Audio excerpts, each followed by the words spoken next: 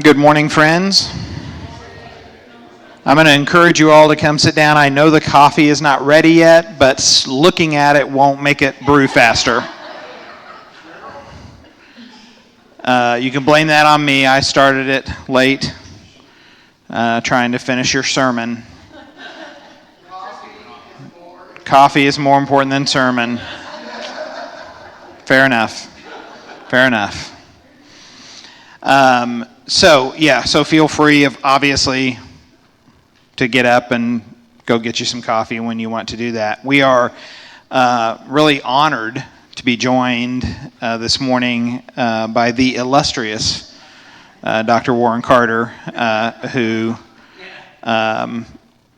really is one of the preeminent New Testament scholars going today, and it's not only nice to have him here in Tulsa and have him at Phillips.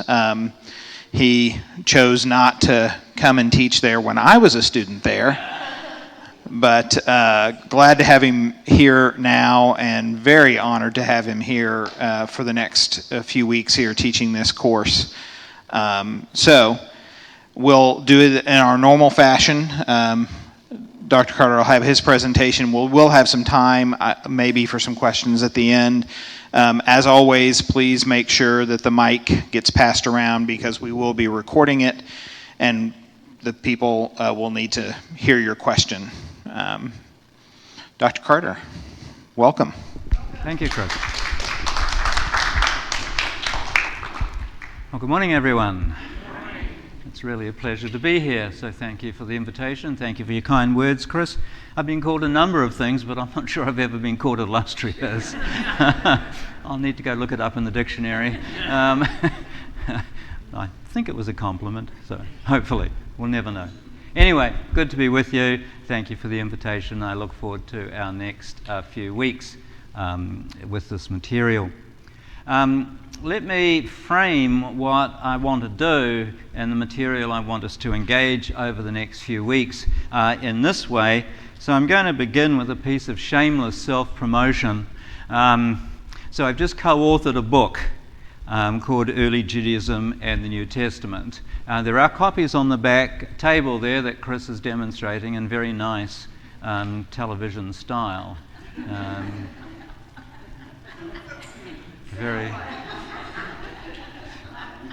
Very tasteful. It'll cost you $20, which is cheaper than Amazon, so there you go. I mean, it's a bargain. Yep. Wow. So anyway, I want to introduce what we're going to cover over the next few weeks by talking about the cover of this book. So the first thing to notice is we're going to talk about early Judaism and the New Testament. Now, early Judaism, in case you're not familiar with the term, refers to a bunch of writings that we have from Jewish folks from basically about the period 200 years before the time of Jesus to about 200 years after the time of Jesus. So about a 400-year span of material from Jewish folks around the time of Jesus and Paul and the New Testament. And our New Testament texts are embedded in this world to a significant degree, not totally, because there's also that other great elephant that floats around called the Roman Empire. So we're just going to sort of put it aside for a while, and we're going to focus on this Jewish material. We have a lot of this material from the time around Jesus, around Paul. For example, we have this collection of material called the Pseudepigrapha, 2 volumes, about 1,000 pages in each volume here. So about 2,000 pages of material, about 63 writings altogether here. That's just one collection. If you've bought a Bible in the last 20 or 30 years, you will have found an Apocrypha in the middle of it. In my Bible, it's 400 pages of material, 16 different writings. Again, written by Jewish folks from around the same sort of time period. And then thirdly, if you've watched any specials on TV on certain channels, then you've seen programs about the Dead Sea Scrolls in the Qumran community. This material discovered in the 1950s. And ever since then, a whole bunch of scholars have been working on this material. Sometimes it's as basic as putting pieces together like a jigsaw puzzle. About just over 1,000 different writings, some of them well preserved, some of them just in fragments, some of them with holes through the middle of the scroll, like the very hungry caterpillar has gotten there first and chewed its way through the scroll. Material that was hidden in caves, in clay jars, for nearly 2,000 years. Nobody had read it, nobody had seen it, nobody knew it existed, until actually a couple of teenagers started throwing rocks into the caves. So it was not discovered in an intentional way. But those teenagers, sometimes they're good for some things, just chucking rocks into caves, and they heard broken pottery. So they went investigating, and this incredible discovery. So a large number of texts that we have that make up this time period called early Judaism. So I want to focus on some of this material, and we'll read some of it and think about it in relation to the New Testament. Second thing I want to highlight on the cover there is the subtitle called Troubling Misunderstandings. So what we're doing in this book, and it's a co-authored book, I wrote it with a guy called Ariel Feldman, who's Professor of Jewish Studies at Bright Divinity School in Fort Worth in Texas. He's a good buddy of mine. We came up with this subtitle that we actually wanted to make the main title of the book, but the press decided to reverse them. Yeah, right. Anyway, moving along. Speak to therapist about resentment still lingering. So we put the subtitle on it, Troubling Misunderstandings, and the phrase has a double meaning, because we didn't just want to write a book that was as dry as bones about early Judaism and the New Testament. Here's a bit of Jewish stuff, here's some New Testament stuff, isn't that nice? We put a spin on it, we put an edge on it. Because one of the things that I've encountered in teaching, and one of the things that Ariel has encountered in teaching, is that Christian folks have some weird and strange misunderstandings about the Judaism of the time of Jesus and Paul, the New Testament. Sometimes those misunderstandings are innocent. We just don't know. But often in our 2,000-year tradition, those misunderstandings have been nasty. They've been quite deliberate. They've been ways of disparaging Jewish folks and dismissing Jewish folks, and I'll give you an example of that in just a moment. And so what we wanted to do in the book is look at a number of topics that we've encountered where Christian folks have some misunderstandings about early Judaism. And we wanted to trouble them, because sometimes the misunderstandings are troubling in terms of the nasty ways that Christians have misinterpreted Jewish things. So in the book we write about things like expectations of a Messiah, which I'm going to talk about this morning, temple, the law or Torah, talk about resurrection, talk about end of the world sorts of things, talk about ways of revealing God, talk about prayer. So these are some of the things that we talk about in the book, with this edge of trying to counter some of these misunderstandings that we know are abroad about early Judaism. So we're trying to do something charitable. We're trying to do something just in relation to early Judaism.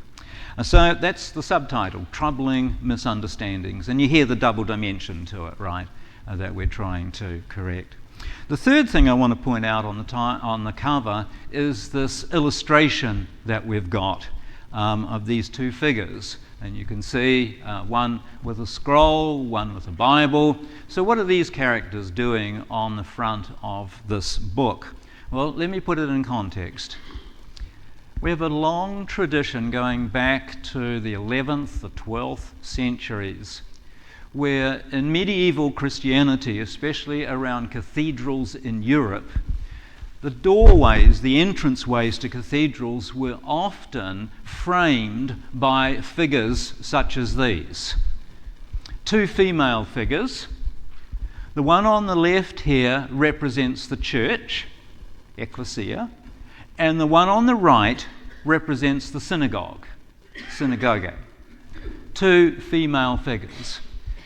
Always in these presentations, the presentation of the church, the lady is very upstanding. Head is turned up. Often she wears a crown on her head. You can see that she's carrying a chalice in one hand, and she's carrying the insignia of the cross in her other hand, and she's looking out, head up, proud. And in terms of the presentation of these figures, she's always taller than the figure on the right. You can see that she has her head bowed. I tried to make her face larger, but I couldn't manage to do it. The larger I made it, the more fuzzy it became.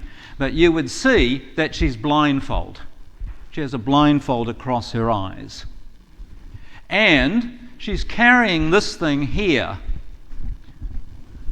which I think is so heavy. I think it's a representation of the law, or Torah. And it's so heavy, it's down by her side. She can't even lift the thing up because it's such a burden, and it's weighing her down.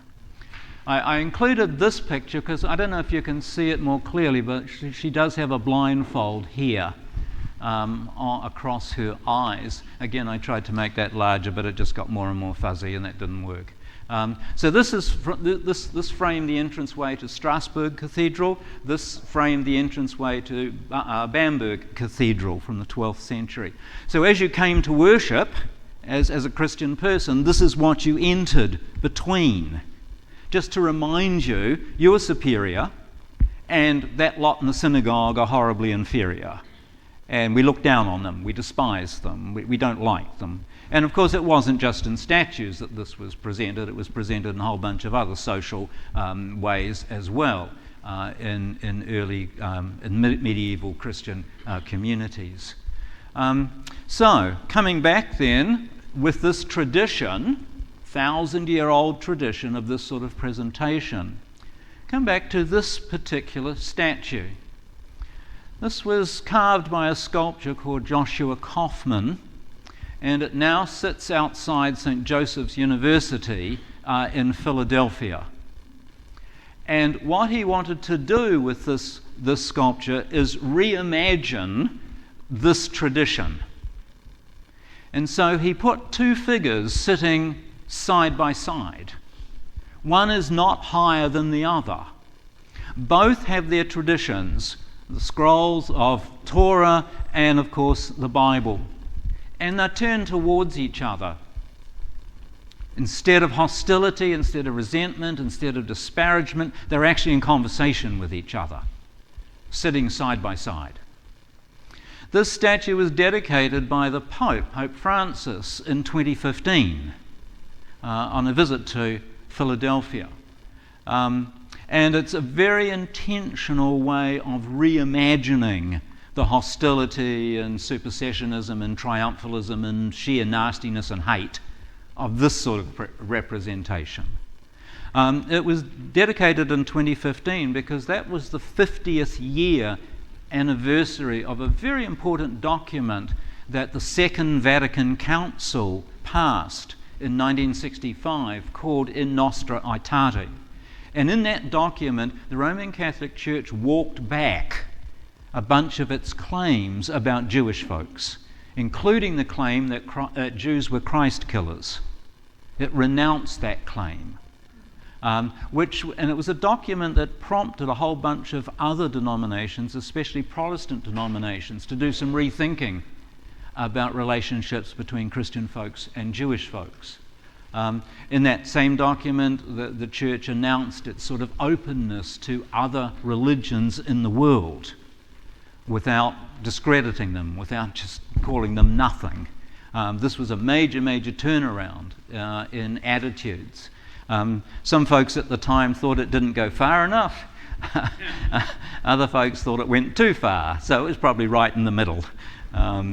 But this was the 50th anniversary that this was dedicated. So we got permission from Mr. Kaufman to put this on the cover of the book, and he donated the image and didn't charge us for its use, which was wonderful. I mean, he could have charged us big bucks for this, but he decided not to, so we're very, very grateful for that. So that gives you some idea of what we're trying to do in the book in terms of look for points of connection, look for respectful conversation with these texts of early Judaism in the New Testament, rather than Christian triumphalism, Christian nastiness, Christian hate, that sort of approach. So that's what we're trying to do.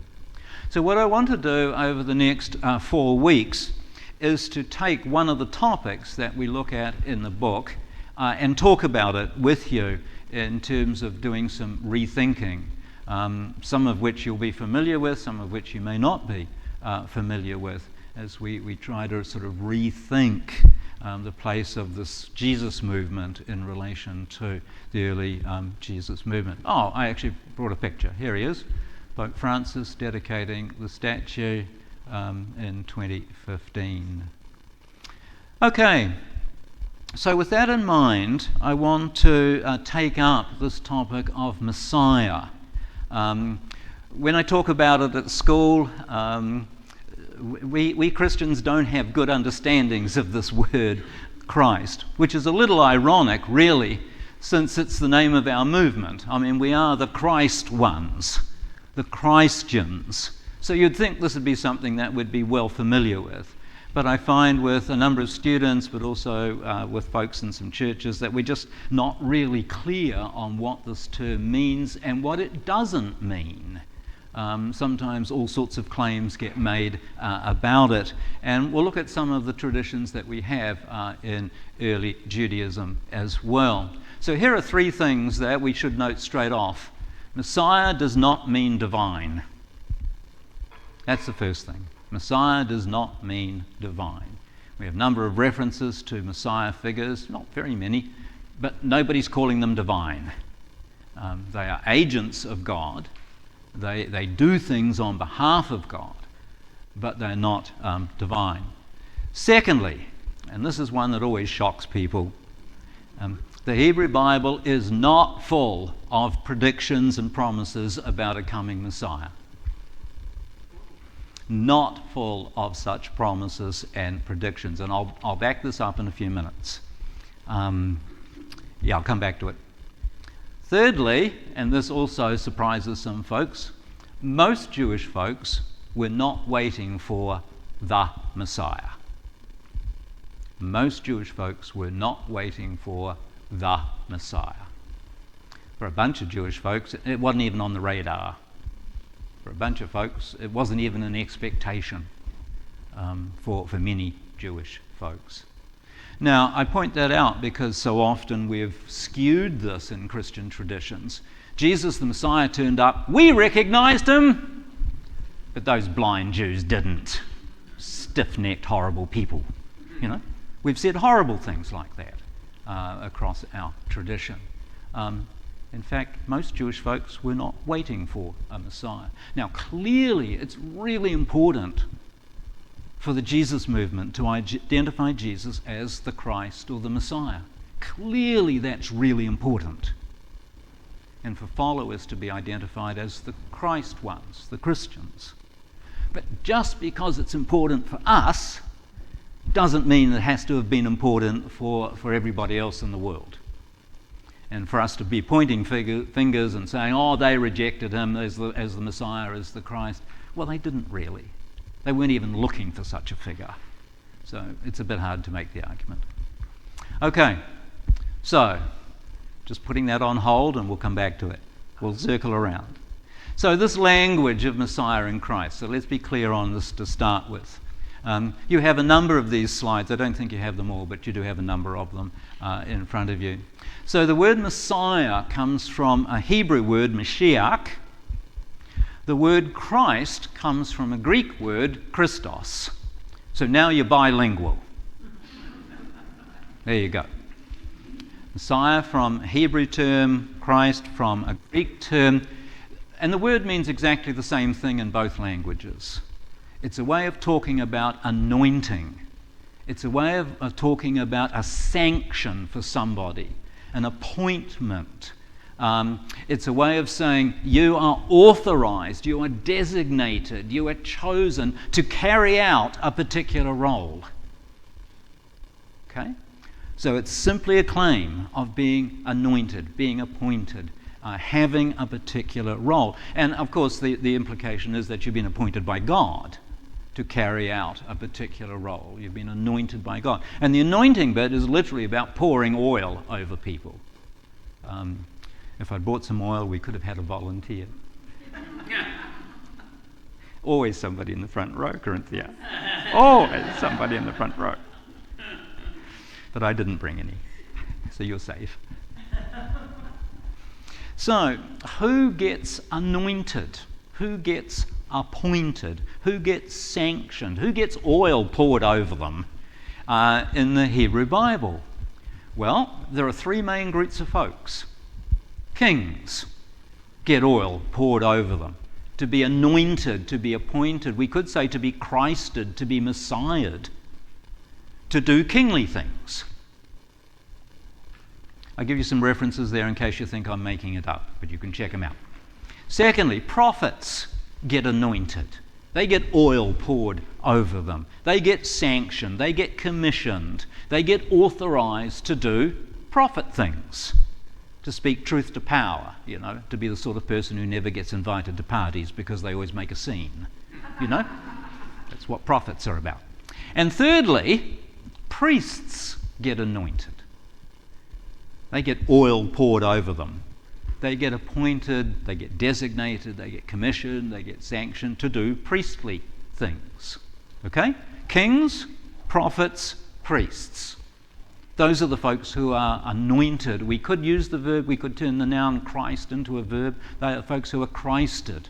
They are folks who are Messiahed to do kingly things, prophet things, priestly things. Okay?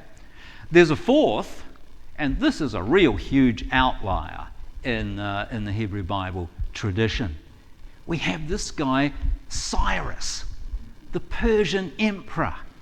And in Isaiah 45, chapter 45, verse 1, he is referred to as God's anointed, as God's Messiah, as God's Christ, because he's given a job to do, which is to send the folks in exile in Babylon home to their land. Now, whether he got the email and knew that he was that, who knows? But certainly, as far as Isaiah is concerned, that's his role in the scheme of things, right? He's anointed, he's appointed. So, you notice he's a Gentile, right? These other folks are Jewish folks. He's a Gentile. So he's a real outlier in this whole scheme of things. That God has anointed him to send the folks home from the land. So we're in the 6th century, for those who have a timeline, and the event of 539, when the folks go back to the land, or most of them, not all of them. He is anointed by God to let the people go back to the land. Okay? Now, so we've got those four. Three main ones, and then this outlier, Cyrus the Persian. So what's missing? What's missing? Exactly. There is no reference to Jesus in the Hebrew Bible. There is no future, all-powerful, Messiah-identified figure in the Hebrew Bible.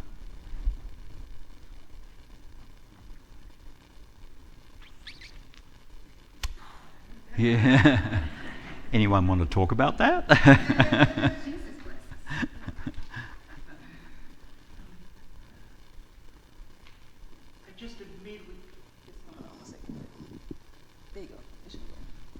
Okay. Oh. I just immediately thought of one of my favorite pieces of classical music is Handel's Messiah. Uh-huh. That whole first section predicting his birth, it's actually not true. Well, no, I wouldn't say it's not true. What I would say is that it is a Christian theological interpretation of the tradition. a Christian Okay. theological interpretation of the tradition. Okay. But kind of cherry picked too. I absolutely cherry-picked.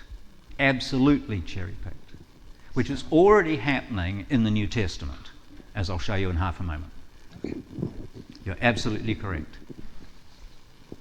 And what we've often taken from that cherry-picking is that these texts that were then read with Jesus' glasses on were always about Jesus. No, they weren't. They weren't about Jesus for hundreds of years.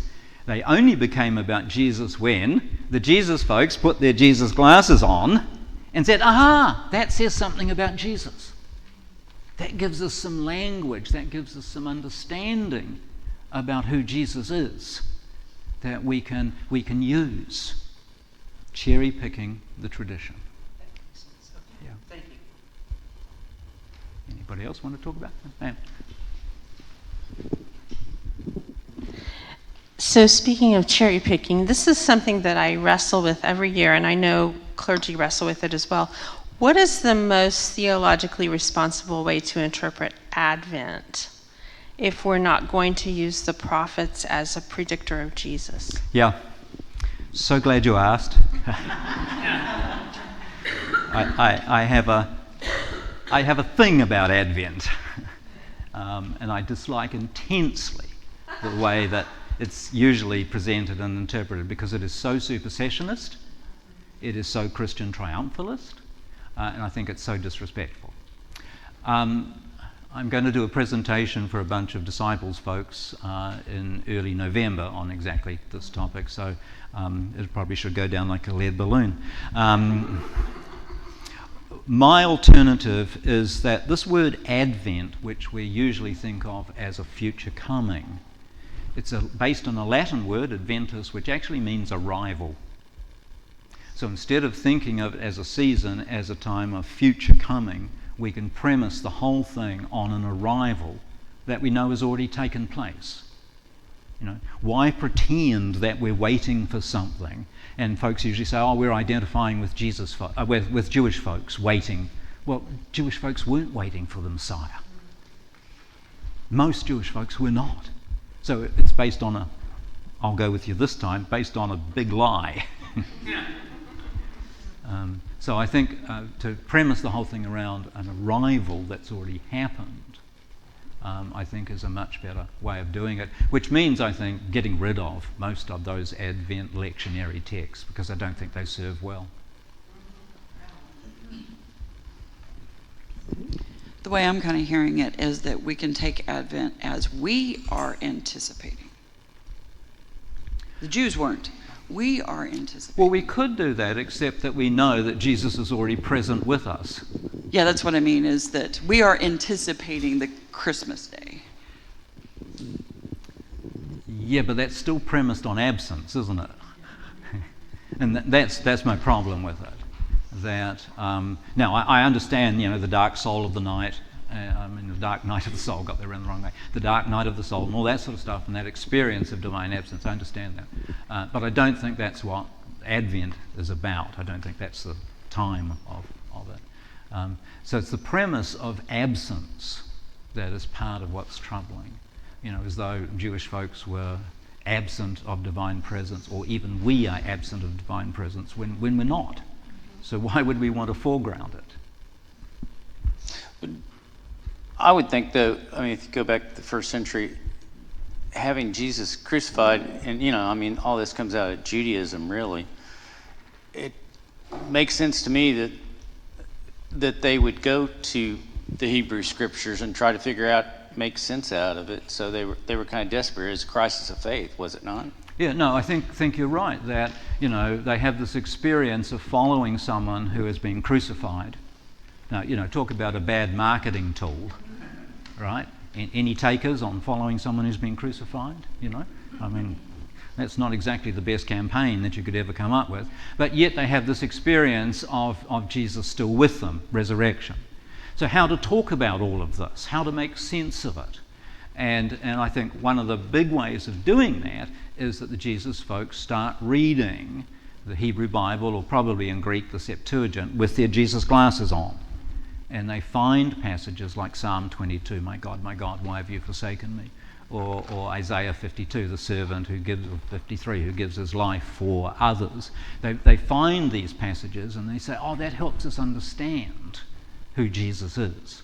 And I think they use it in that way as kind of a resource, as a way of giving language and insight for what they're experiencing. You're doing a great job, Corinthia. I do have a question. What's this thing about talking about second coming of Jesus?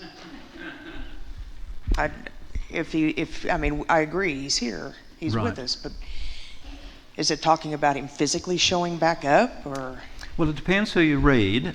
In the New Testament, yes, physically, somatically, showing up in total power to establish the divine purposes for a new world. Now, it didn't happen last week, or was it the week before? I mean, I'm not surprised I'm left behind, but I'm very surprised about you all. I mean, so yeah, I mean, nobody knows when, but it was a very energetic and very urgent commitment for the early Jesus folks. That the complete renewal of the world had not taken place yet.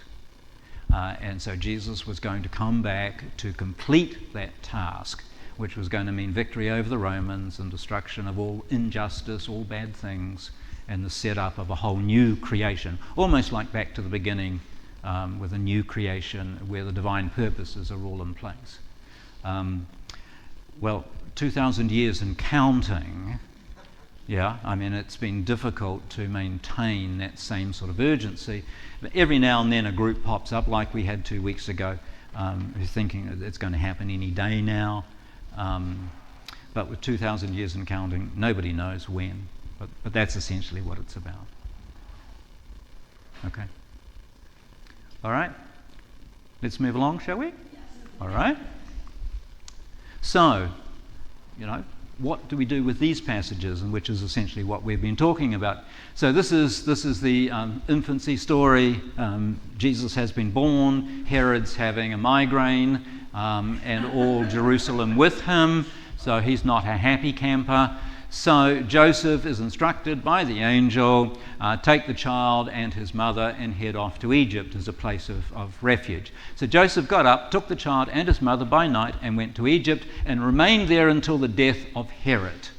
That's kind of interesting that in this passage, the one who's trying to kill Jesus, 3 times in this passage, his death is referred to. Nice little irony in the story. This was to fulfill what had been spoken by the Lord through the prophet, out of Egypt I have called my son. So what on earth is happening here?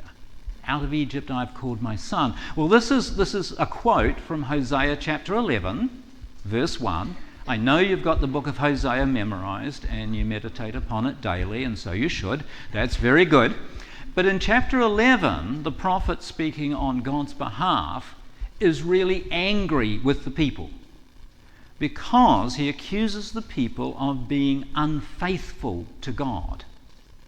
And he puts it in the context that God delivered you lot from slavery in Egypt. Couldn't we just have a touch of gratitude about that? I mean, God delivered you from slavery. Couldn't we have some faithfulness for a while? Instead of being unfaithful, you ungrateful lot. I mean, that's the tone of the prophet. The prophet's not pleased. And so, in the prophet's word, God complains that God has freed the people, and in this verse, the people are called my son. So my son is a reference to the whole of Israel as a disobedient child. This is God, the daddy, who's not pleased. Okay, I mean, that's the dynamic. But somehow the early Jesus folks saw here a reference to Jesus' time in Egypt and return back to the land when Herod had died. Out of Egypt I have called my son. So again, they're reading this reference that referred to the whole of Israel in a very different context, a context of displeasure and anger. Put their Jesus glasses on. Aha, it's about Jesus. He was in Egypt and came back to the land once Herod was dead. It's about Jesus. It's been about Jesus all along. Or again, there are the Jesus glasses. There are the Jesus glasses. Or again, this one. Philip, this is from John's Gospel. Philip found Nathanael and said to him, I have found him about whom Moses in the law and also the prophets wrote, Jesus, son of Joseph from Nazareth.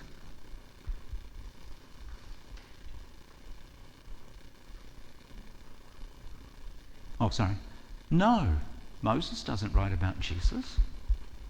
And the prophets don't talk about Jesus either. So what have we got here? Do we have fraud? Do we just have basic deception and lies? I don't think so.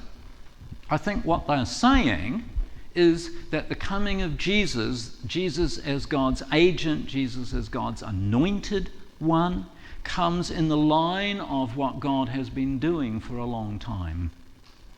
Just as Moses had a particular commission to do what God wanted him to do, just as the prophets did, so we're going to put Jesus in that long line, in that company as well. I don't think it's lies, I don't think it's fraud, I think it's a way of understanding Jesus in continuity with what God has been doing for a long time. Yes, ma'am, sorry, you've been trying to get in. That's all right. So I have a story about Jesus going to Egypt. Does that have any historical correlation, or is that just made up? We don't have any other sources that support it. I mean, we don't have the same story in Luke, for example, and we certainly don't have it in Mark. So we don't have another source for it. But what I think is happening there is it's part of this aligning Jesus with Moses. And so another way of saying, just as Moses was a great deliverer of the people, so too is Jesus a deliverer of the people. And just as Moses brought the people out of Egypt, so Jesus comes out of Egypt as well. So I think it's probably not a historical statement, but it's a theological understanding of the significance of Jesus in story form. So it's more of an allegory. There's no historical record of Herod calling for all Jewish boys under 2 to Right. be murdered. We have no historical support for that action. Some folks have said, well, it's typical of Herod. I mean, he killed 3 of his sons, he killed 1 of his 10 wives, he killed his mother-in-law, he killed his father-in-law, he killed a brother. I mean, he had a thing for killing people. Yeah. But that's not the same as saying, he actually did this event around Bethlehem. Thank you. Yeah. Okay.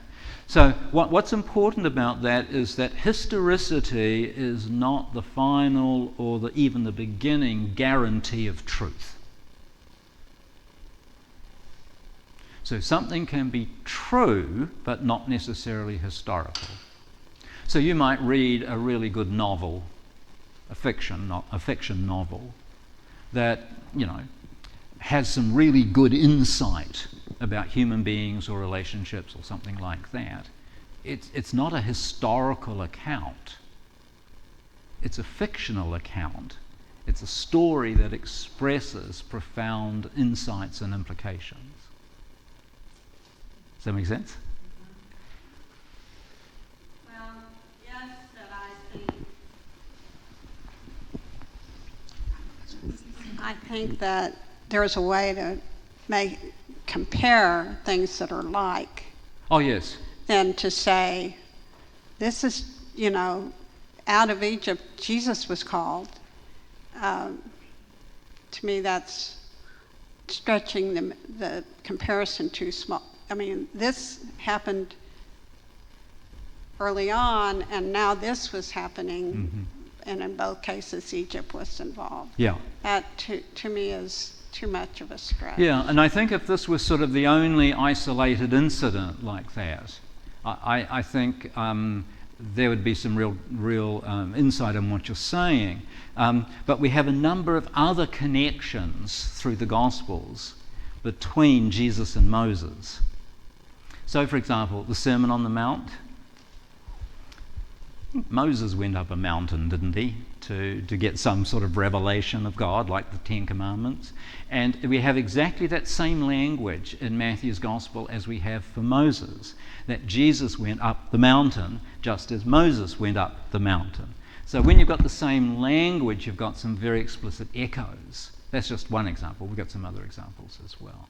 So I think what's happening is that one of the ways that the early Jesus folks are making sense of Jesus is to line him up with other significant figures like Moses and the prophets. And they're saying, he belongs in the company of these folks. He's doing what these folks did as a revealer of God's purposes, as a teacher of God's purposes. Okay? Well, while they weren't waiting for a Messiah, I see more of a theme of liberation, human liberation that, is in the prophets and Moses and so forth. Yeah. Is that fair to say? Yeah, I think that's fair. I mean, notice that Messiah language is not used here at all. But Jesus is placed in the line of Moses the deliverer, Moses the liberator. We could call him Moses the teacher, Moses the revealer, Moses the leader of the people, right? All those sorts of things that Moses did. Jesus belongs in the same company. If you think about Moses, that helps you understand who Jesus is. If you think about the prophets, that helps you understand who Jesus is. That's the way I think it's working. Same again here. This is the woman at the well in John chapter 4 who has this really long theological discussion with Jesus. The woman said to him, I know that Messiah is coming who is called Christ. Now, were all Samaritans and Jews expecting the Messiah?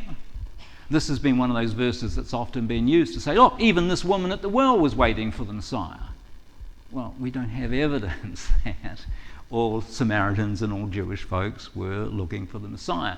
And I think we have, again, this is sort of Christian editing written into the story to show the importance of Jesus. Okay? All right. Now, missing from all of this is any prediction of a future explicitly named Messiah figure who is Jesus. But instead, what we've got is Jesus folks with their Jesus glasses on, making connections with Jesus and trying to understand him with this language, with these insights. So, in early Judaism, we have no common, unified, universal expectation of a Messiah. So we're moving from the Hebrew Bible to early Judaism. But in early Judaism, we're going to see there are a few references to a Messiah, but it's not just one thing. There are some diversity, some differences in these traditions.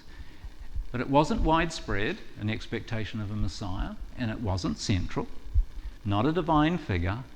We have a few references. Now, I gave you attached to your handout with the pretty colours on it, a handout that doesn't have pretty colours on it, but has a bunch of texts, and actually it has 4 texts. So if you start on the side that says 3 views of a Messiah, you'll see number 1, Psalms of Solomon. We're going to skip number 2 for the moment. Then number 3, it says 1 Enoch, 46 to 48. And then if you turn it over, you'll see 2 more references, 4th Ezra and 2 Baruch. Okay? Now, what you have on 2 sides of a piece of paper are the 4 main references to the Messiah in 2,000 pages of texts. It's nice of me to pull them together on 2 sides, wasn't it? See, now if you don't believe me, what we could do is you could buy these online at Amazon, get yourself a yellow highlighter and some sticky tabs, and start reading from page 1 all the way through to page 2000. And whenever you come across a reference to the Messiah, you can highlight it in yellow and put a sticky tab there. And then you can compare it with my handout. Remembering also that we've got 400 pages of material in the Apocrypha, and there's no reference to a Messiah there at all. The one that I left out there, number 2, is one of very few references in the Dead Sea Scrolls to a Messiah. We actually have a couple of scattered references to various types of Messiahs, even in the Dead Sea Scrolls, but very little about their job description. Just exactly what they're supposed to do is not always clear. So whether that just assumes, how are we doing? Doing all right? So just exactly what they're supposed to do isn't made clear at all. So let's just have a look at some of this while we've got a few minutes left. So let's take the Psalms of Solomon passage there on the side that says 3 views of the Messiah. Now, what's happened here is that this text comes from the 1st century BCE, so the 1st century just before the time of Jesus and Jesus' birth. And in the year 63 of that century, 63 BCE, a dude by the name of Pompey Magnus, Pompey the Great, has taken Roman control of Israel. An imperialist action.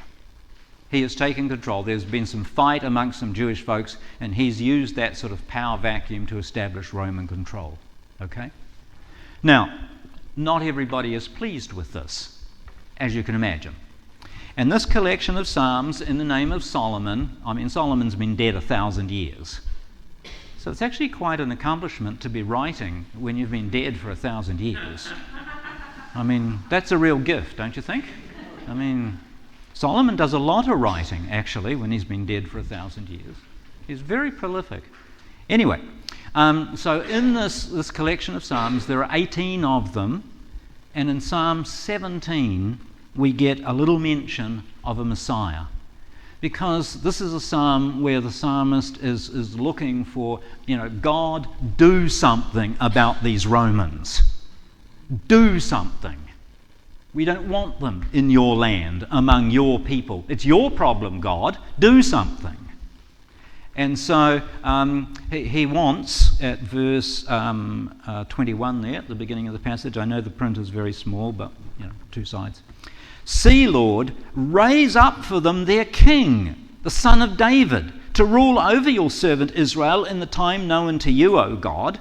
Undergird him with the strength to destroy the unrighteous rulers, that's the Romans, to purge Jerusalem from Gentiles who trample her to destruction. In wisdom and in righteousness, drive out the sinners from their inheritance, smash the arrogance of sinners like a potter's jar. Tell us how you're really feeling. Come on, God, do something. To shatter all their substance with an iron rod, to destroy their unlawful nations with the word of his mouth. At his warning, the nations will flee from his presence, and he will condemn sinners by the thoughts of their hearts. And so it goes on in this sort of way, that this is the psalmist demanding that God do something with this king from the line of David. So look down a couple of verses here to where it says verse 30. All right, just underneath the pause there. You got it? Verse 30? Okay. And he will have Gentile nations serving him under his yoke. So there's going to be a great big reversal. That's going to be nice. It's a bit of revenge here. He will glorify the Lord in a place prominent above the whole earth. He will purge Jerusalem and make it holy as it was even from the beginning, for nations to come from the ends of the earth to see his glory, to bring as gifts her children who had been driven out, to see the glory of the Lord with which God has glorified her. He will be a righteous king over them, taught by God. There will be no unrighteousness among them in his days, for all shall be holy, and their king shall be the Lord Messiah. one reference. This Davidic king will be the Lord's anointed to do this thing, which is to get rid of the Romans by basically telling them to go home. I skipped over the bit. He's not going to do this by military action. He's going to tell the Romans to go home, and they get up and leave. That's the job description of this Messiah in Psalms of Solomon. Okay? So he's a Davidic king. Yep, go. This is so funny that it kind of really dovetails right into some of my own personal theological beliefs. This is heretical for a lot of people to say, but I don't believe that Jesus was like divine. Like, I believe everybody is divine, like they've got a spark of God, but he's not any more divine than anybody else. He was just human. Mm-hmm. And to me, he was just like a rabbi, a great teacher, who ticked off the Romans and got executed for it. Yeah. Because it's never made sense to me about the extra divinity, because it's almost, it becomes, Jesus is just such the focus, it's almost the created is worshipped rather than the creator.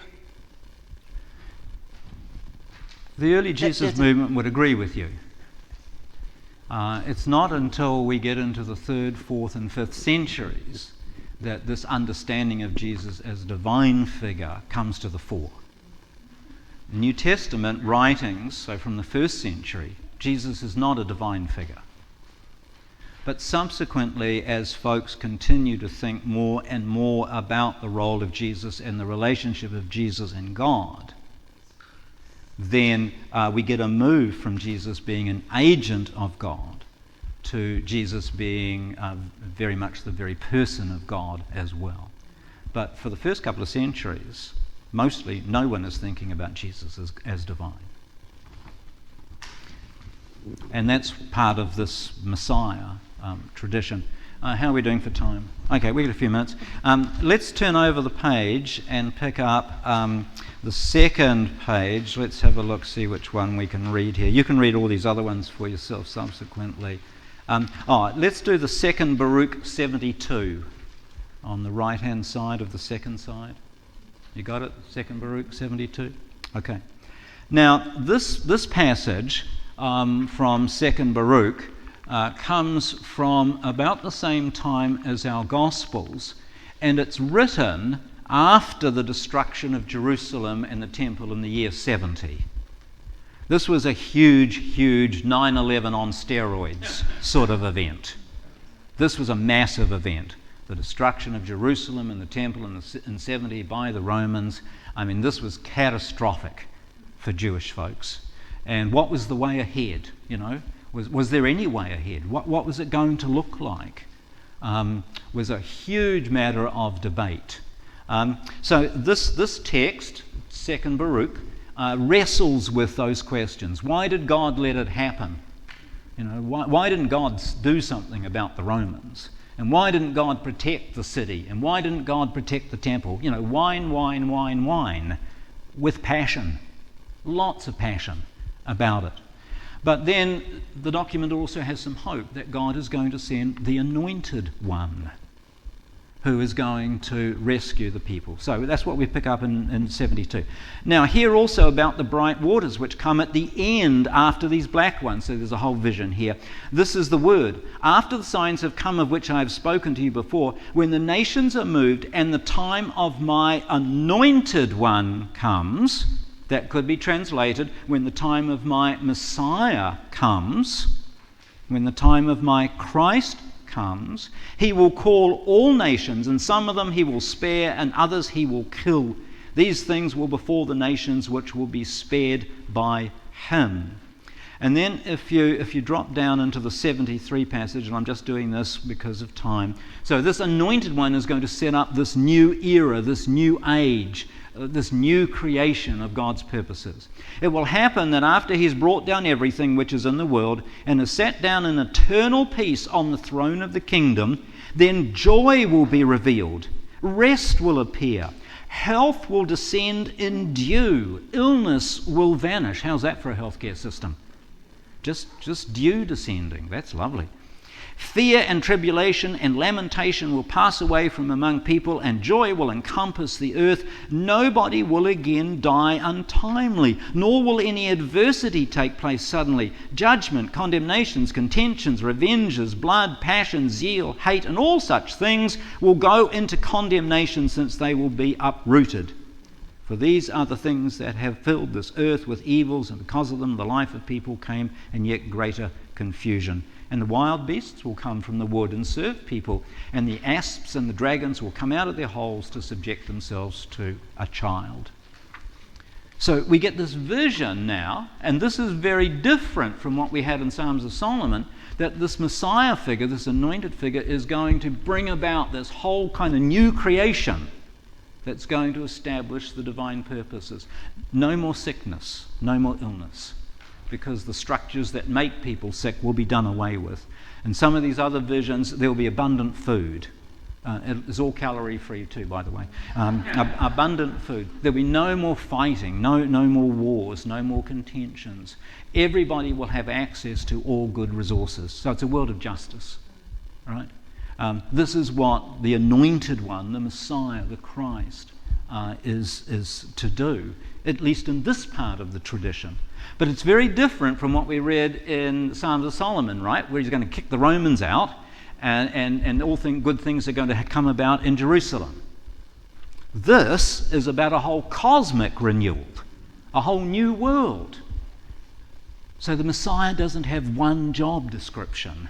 We've got several job descriptions here, right? We've got a tradition of a Messiah that is taking off in different directions.